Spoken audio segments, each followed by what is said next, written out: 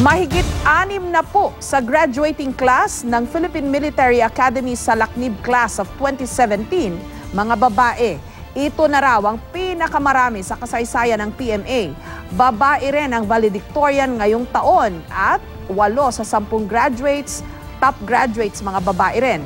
Pero si Defense Secretary Delphine Lorenzana naniniwala di mano na mas maiging nasa opisina imbes na nasa combat ang mga babaeng sundalo. May report si Joseph Moro.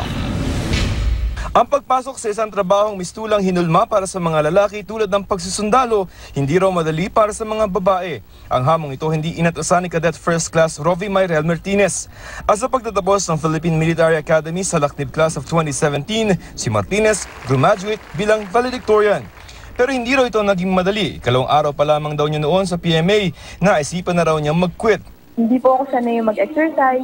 Hindi ako sanay na parang yung training po parang na-shock po ako sa training. Reverse psychology kami noon ng squad leader namin kasi parang ayoko na kasi sabi niya, ayaw mo na? O di sige, umuwi ka na. Kaya sinabi ko sa squad leader ko, yes sir, I'll quit sir. Hindi raw biro ang training sa PMA, lalo na sa mga babaeng hindi sanay sa pisikal na aktibidad. After namin kumain noon, may mga set of exercises na gagawin.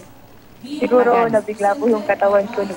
Parang ang sakit-sakit ng set ko. Kala ko may appendicitis na ako. Pero gusto leader ko, patuloy pa rin niya po kami pinag-e-ex. Lagi ko na lang inisip yung sinasabi nila na matatapos din yung araw. Tapos pagkadating yung panibagong hindi ko na malayan. Patapos ka na pala dun sa training mo sa PMA. Bukod kay Martinez, babae rin ang 7 pang nasa top 10 ng sa Lacnib class, pati na mga nakatanggap ng special awards. Mula rin sa 167 ng mga graduates, 63 ang mga babae, pinakamarami sa kasaysayan ng PMA. Pero kung si Defense Secretary Lorenzana ang tatanungin, ang mga babaeng sundalo dapat daw sa opisina na lamang ma-assign. We need the women also in the military, but mas maraming kailangan natin sa field sa mga combat units. Yung mga hinahawakan ng mga lalaki sa opisina, makukunin na yun ng mga babae so that the men can go to the field. If they want to go to combat, they can go to combat. Kaya lang, ang problema lang pag nasa combat yung at may asawa at nabuntis, kami lalagay. Pero matibay ang paniniwala ni Martinez na kung ano ang kayang gawin ng mga lalaking sundalo, kayang-kaya rin ng mga babae. Marami po talaga sa mga mista kong babae na willing at gustong-gusto po nilang pumasok sa combat, i-take po nila kung ano pong merong i-offer sa kanila na position po, lalong-lalo na po sa combat.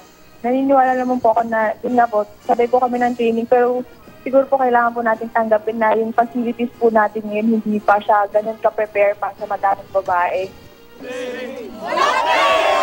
Joseph Morong, GMA News.